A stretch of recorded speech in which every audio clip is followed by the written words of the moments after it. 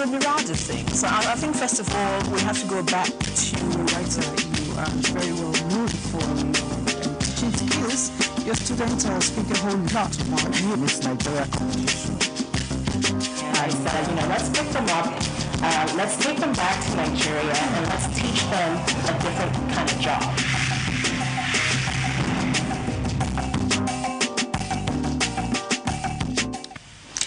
Hello, nice to have you join us in the studios of A Woman. I am Elizabeth Abai, and I have joining me today an exciting personality, a lady who is doing something, well, a lot of men consider it's within their domain, and she's not just doing it, she's doing it real good. She is a professor, taught in a certain university in the United States. We'll get to talk about that later. And she is first and foremost an urban planner. Please join me as I welcome, well, I'll bring you her name and her person after this time out. I don't think in gender boxes at all.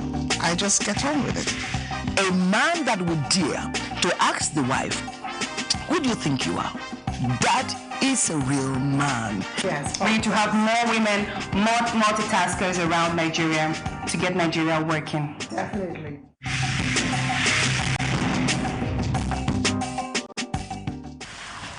The show is The Woman, and I have seated with me in the studio Professor Madele Okunobwa. Nice to have you. Thank you. Thank you. I mentioned earlier when I was introducing you that you're doing something men consider, quite territorial, which is urban planning, construction, architectural works, and all that. And you're not just doing it to earn a living; you're doing it, to create a mark. We'll talk about all those marks, later on. But I'd like to know what formed your opinion, what pushed you, what propelled you into this field. Okay, thank you so much once again for the invitation, excuse me, to present to everyone today. I have always loved architecture. I've always loved buildings. Buildings to me were like pieces of sculpture sitting in a garden. Ever since I was growing up in Nigeria, I would go around and just look at buildings and take pictures and then try and draw them, even go out and build my own foundations, sticks and stones and all that.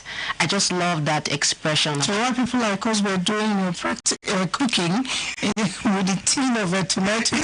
Oh, yes. Okay. I was outside building foundations as a kid, my brothers and sisters. So that's been my love for the built environment, and that's how I got into it, just a love for that kind of creation. All right, but you went out there and got trained to do what you were doing, and you stood out for something which actually led to your foundation, the CPDI you're doing at the moment. Yes. I'd like to know, what is it about African architectural designs that caught up with you? Okay, so my initiative is called CPDI Africa, which stands for the Community Planning and Design Initiative Africa. And what we try to do is bring about new architectural expressions for Africa and the diaspora that are culturally and environmentally sustainable, culturally and environmentally sound. So that is, let's say, talking about Africa or Nigeria or diaspora communities, nation building, community building. What role does the architect, the urban planner, the engineer, the artist, what role do they play in shaping our environment? Not just to solve problems that we have in our communities, whether it's affordability, materials that we're using, but also to preserve our culture and identity. So I should be able to go through a community anywhere in Nigeria, let's say Yoruba land or Igbo land, and look around and say, oh, based on what I see, these must be designed and built by the people of Yoruba or Igbo, just from the aesthetics, right? The same way you're traveling through France or Spain or America, you're looking around, you see the buildings, you say, okay, maybe I'm in America, you see Eiffel Tower, okay, you see the Chinese architecture, I must be in China, because you know what it looks like. So for us as a people, again, whether you're in Africa, Nigeria, Ghana, Senegal, or you're in Haiti, you're in an African-American community, anywhere that the descendants of Africa have settled, when you're going through their communities, can you see beauty? Can you see them? Can you see their identity reflected? Okay, and you've done something quite spectacular. Sometime around 2013 or thereabouts in Germany, Well, you tried to introduce the bamboo building. Okay. Talk to us about it. Okay. 2016, actually. 2016. Yes, I attended what they call Expo Real. It's in Munich. It's the #1 real estate investment platform in Europe, where people go to showcase their projects to billionaire investors who are looking to invest in something new and exciting, whether it's estates, hotels, resorts, whatever. So I'd actually had a booth at the Abuja International Housing Show. I had my designs on display, and a German, her name is actually Claudia Boymans, she runs Expo Real. She came to Nigeria specifically to find people, developers, who were doing architecture that was spectacular, that was reflective of who we were, like I said, our culture, our identity, and things like that. And she saw my booth and she said, "Oh my God, who are you? This architecture stands out from what I'm seeing everybody else presenting. I want to invite you to Germany. Come and tell German developers what they should be building in Africa when they get contracts. Don't come here and be building what they have in Germany and in Europe. Come and build modern African buildings like what I'm seeing in your display here." That's how I got to go to Germany, and I spent a week. It was unbelievable. People kept coming and asking me, do I speak German? Sprechen Sie Deutsch? Sprechen Sie Deutsch? I was like, no, ein bisschen, because I do speak a little German. I was like, how may I help you? They were like, how much do you want? How much does it cost to build a whole community using your buildings? Mm-hmm. So it was very interesting. It was very exciting to see other cultures, non-African cultures, respecting our own heritage, our own designs that could build our own communities that would be so spectacular. So that's how I got to go to Germany in 2016. Now, my question is, how much of this has been appreciated, by our people, especially here in Abuja? Yes. I am really proud to say that with the years, I actually launched CPDI Africa in 2013. And over the years, I have been seeing more and more architects from Nigeria, of course, the Black American architects in the US, because I'm also half based there, beginning to appreciate this conversation.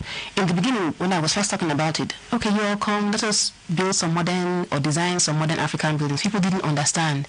They were saying, do you mean like a big hut with nice thatch roof? I said, well, it can be big now, but let it have more modern. They say, you mean a bigger hut? I said, no, I mean a true modern translation. So I now started running these architectural competitions, international, and architects now joined me. As anybody who can send me the most amazing modern African design, send to me, I'll give you money, I'll publish your works, I'll get you contracts. So people started sending in their designs. I was surprised. People from Australia, Japanese, Vietnamese, Europeans, of course, Africans. I was so surprised. I now started doing these exhibitions. On my first exhibition, I packaged the works, like artwork, very big like this, framed and put them on easels. People came and they said, oh my God, I have never seen anything like this. I didn't know it was possible. I mean, you talk about fashion, African art.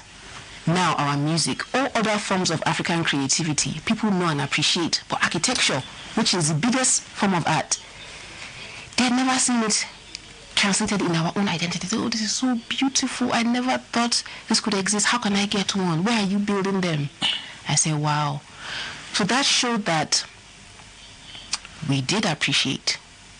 If people had seen it and said, oh, this is so ugly, what nonsense, please give me my European design. No. African architecture, no, this is not it. If they had said that, then I would have failed and it would have proven that nobody can accept. But all the audience, wherever I am, Nigeria, if I'm in America, if I'm in Europe, they are like, this is beautiful. I'm wondering, you were actually a lecturer, professor in the university, and you taught well in the USA. Yes. I'm wondering, how much of impact have you made on our young people, especially the would-be urban planners here in Nigeria? Very good question, because when you think about the fact that African Americans They're descendants of Africa, and they are really trying to connect to their roots. So it was a very engaging conversation for them. Actually, my mentor, his name is Professor David Hughes. I met him almost 30 years ago, and he wrote the first book on Afrocentric architecture that inspired me. But he wasn't African? African American, okay. Teaching in a university in Ohio. And so that's where I, as a young student, learned that architecture is not, architecture can be more than just European. It can also be African. So we fast forward to a few years ago when I started teaching in Kennesaw State University, where I was teaching in Atlanta, Georgia. I was teaching in the art history department and the African studies department. And then students from architecture would now come and take my classes. They were so proud, because normally in School of Architecture, they may talk about the pyramids if they want to recognize that the pyramids are in Africa. But outside of the pyramids, in School of Design, you never come back to Africa. It focuses on everybody else's. So the students were always wondering, black people, don't we have our own? Does it exist? Where is it? If it doesn't exist, why? So when they take my classes, they learn about the designs that we are doing. And those pioneering architects who are trying to make this conversation popular. So students in art history take my classes, urban planners, architects, artists, African studies majors, people who just want to know who are we as a people, what is our contribution to world civilization. They come and they learn about our amazing empires.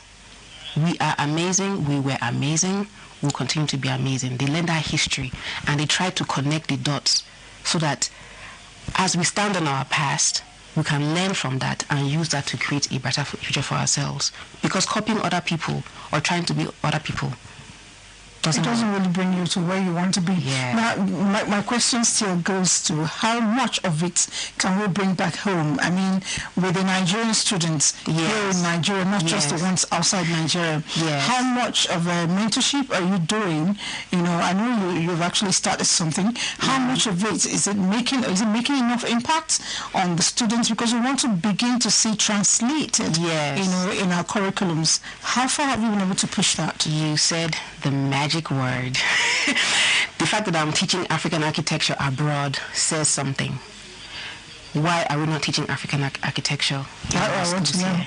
That should be that would be the main focus of our curriculum for architecture in Nigeria and in Africa. Even in other diasporan communities, Haiti, Jamaica, wherever we are. So the question is, what's the impact? So CPDI Africa, we go around doing lectures at universities throughout Nigeria. This 2 months ago, we had a CPDI Africa Expo where we invited these mentors, professors to come from all around the world to join us, to go around doing these lectures, meeting professors in Nigerian universities, talking to students, and engaging and empowering them in this conversation so that we can begin to talk about how do we meet NUC, how do we talk about making it a priority in our curriculum. If you don't teach the students, how will they know? When they graduate, they come out, they get a client, the client says, give me a building. You start going on the internet to find what they're doing in America or what you learned in school, which was only from European books. You have to be exposed to this in school. You come out, you can now suggest to your client, why don't you consider this? How about this building? How does it look? Does it celebrate you? Would you be proud to have an office building that actually... Because even far beyond celebrating us and our heritage, I think that if we build somewhere that is indigenous, it also gives us that comfort our parents had. We have a tropical weather, and if we do something that well reflects that weather, we have a bit more of comfort to go with it. That's my take on it. You are now in my circle. That brings me to Nigeria's premier master builder, Dimas Wonko. Dimas Wonko is from Idumuje Uboko in Delta State. He is the one Nigerian that has championed this cause all his professional years. He has a theory on African architecture, and it's about the comfort. If you design for the comfort of a people, you have designed their built environment perfectly for them. It should address their weather. Comfort. You cannot be in a house and if you don't have AC, you're burning up. No. How did our ancestors used to build? Did they have AC? No. What materials did they use? They used what was local, indigenous to where they were.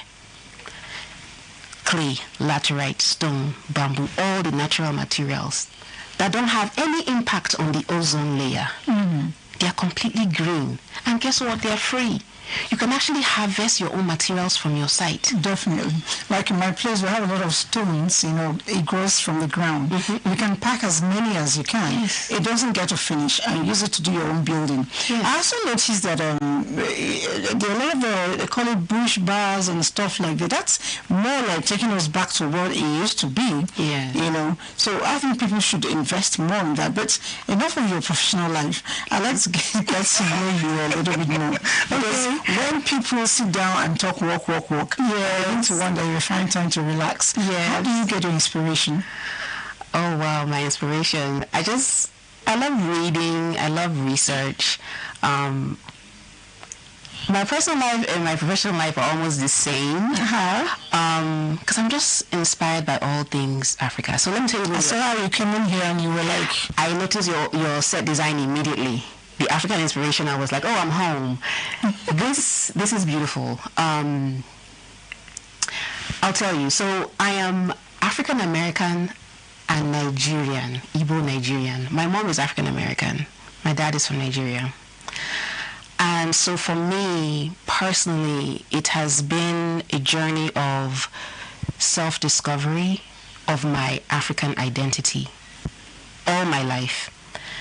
My mom choosing in the 1960s to marry a Nigerian. In the 60s, that was the first time that Africans had left the continent in a positive way. Not from 400 years ago, you're shackled in a slave ship or any of that. They actually went to go to school. And for the first time, the Africans who went were now meeting the descendants of those who left in slavery. And my mom tells me this story. She says to my dad, she says, how come you all didn't come and save us all these years? And my dad said, we didn't know what happened to you all. I can't believe that. Yes. Asking your father why he didn't come to save us. And my dad said, I'm here now. We have met. That's like Prince Charming. Oh my goodness. I'm so happy that my mom said yes to my dad, because it really connected her back to the continent. And being an African American, I'm her child. I'm so blessed for that. I got Africa back through my dad. And so, as a Nigerian, as of Igbo descent, and as an African American, for me, it was just constantly, who am I? Who am I? What did my people bring? Let me find that out and celebrate it. Because, growing up in the U.S., which I also grew up in, being black is hard for so many reasons. You're always questioning your value. Why are you important? America's story. And so I always wanted to know who I was. Why should I be proud of myself? And it always brought me back home. So I find it exciting learning about myself. I got a master's degree in African studies. And that was just the best experience, because I sat around for 3-4 years just learning about my people. Everything we contributed to the world. Africans have built the world. Yeah, definitely. We make the world really proud with our designs and creativity and our industry, spirit of industry. Now, when we're not working, we relax as well. I like to know what forms relaxation for you beyond reading and research. Movies on occasion. I love going to point and kill with my friends. I love sitting out in those bush bars that you talk about, in the natural open environment, have a beer, have some grilled fish, talking to my friends. I love to travel. I do need to go around the continent a little bit more. I've done Europe, of course. But, discovering new places, meeting new people.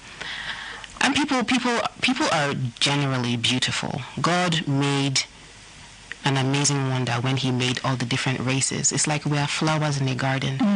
Everybody has something Different beautiful. colors. Yes, has a beautiful story to share, and I like meeting people who share, who celebrate differences, as opposed to saying you are different, I don't like you. Yeah. Yeah.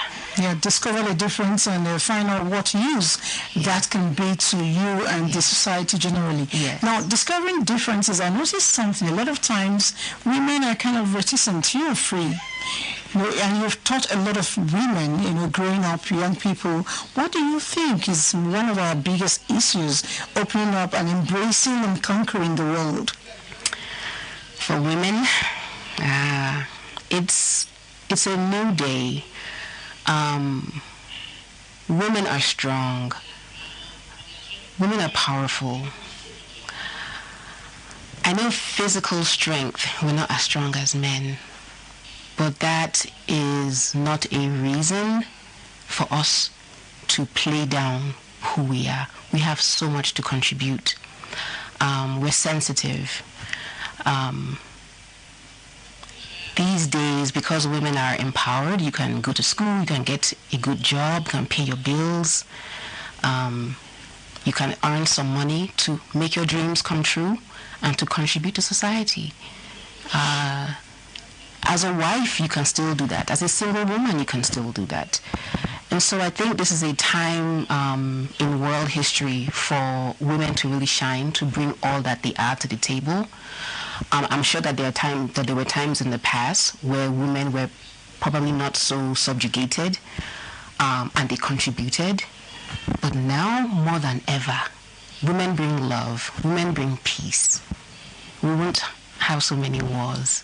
I think we'd like to talk like we're doing now and find great solutions. And so this is a time for men and women to really talk eye to eye and contribute to world peace, world development. Really, this is a great time for women. Women indeed bring peace, and you're an epitome of one. But I'm looking forward to a time when I get to certain parts of maybe Abuja for starters. Yes. I see Madeline's design. Maybe an estate. Yes. Do we have that coming up soon? We definitely do. Okay. We're looking at... With all the African design and heritage represented. Yes. The small OB and all that. You know. Yes. And a bit of a red mud. But this time they won't have to stain my clothes. That's right. It'll be a modern version. Very modern. Thank you so much for coming on the show. Welcome. It's been quite inspiring. And I know that a lot of young people who are out there wondering, what do I do with myself? And if you like construction, this is where to take off from, toe the line. And while you do that, remember what she's just told us. Always believe in yourself. Represent Africa the way you should represent it. Let it speak out for you in all that you do. I'll be with you again next week with another exciting package of the program, The Woman. Stay with us.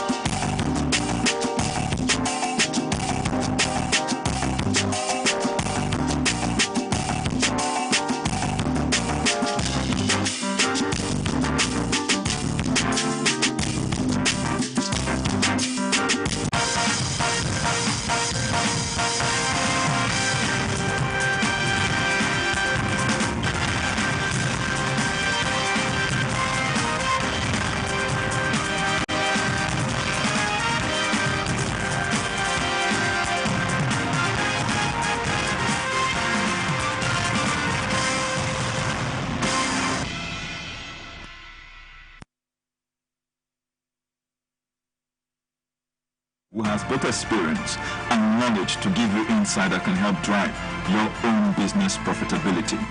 Business Matters, a platform to air your business summits, conferences, seminars, workshops, training and updates in the capital markets. Also in Business Matters, in-depth analysis covering all aspects of the economy. We talk to all these development banks. What do we always think that the companies are not ready to access funding?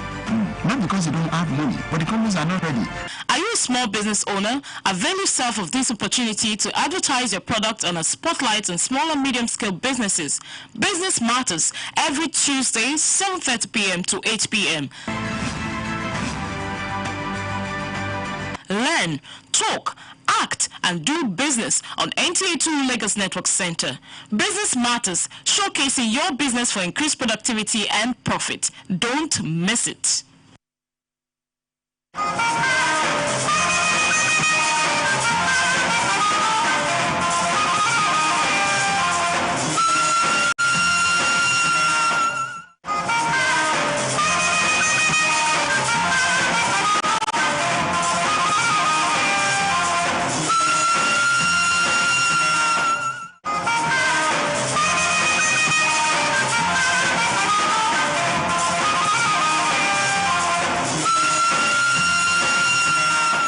Lending a voice to business growth. If you don't enjoy what you do, you are wasting time. If your customers see sincerity in you and they see you are honest, they will stick to you. You must meet somebody so really about Mentoring on television to do the right things for the team without being biased. those coming behind you, what can you do them whether they are better than you? This is the magnet. You must continuously start sharpening your skills. Man is created to manage the byproduct of his own existence. Parading business moguls, technocrats, and major players in the private and public sectors. The Magnet, showing every Tuesday at 8:30 p.m. on NTA 2, DSTV channel 369, GoTV channel 114, StarTimes channel 104. The Magnet, the business is.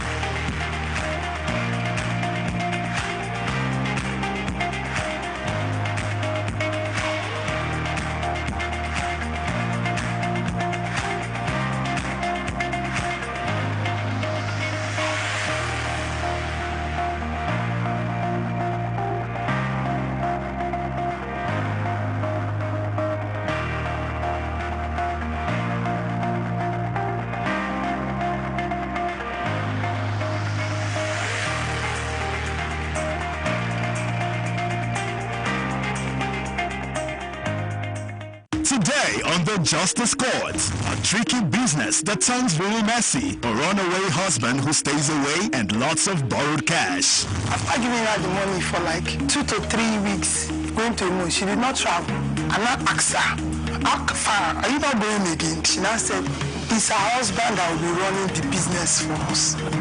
If I'm calling him, he will start shouting on me. I should not call him again. Papa, I've already tied him down. 5 years in Lagos, he did not travel. I said, The period when you couldn't find him, what step did you take? I will not take any step. You don't know his siblings, you don't know the family members, you don't go to anybody. They are in the East. I don't have you did not call anyone. I called them, I did not give them any better answer. I'm just looking at you. I'm looking at your hairstyle. I'm looking at your eyelashes. I know how much you could have spent on that. And yet, you cannot even say I'm going this way. Don't let me lose my patience with you. Better come up with something.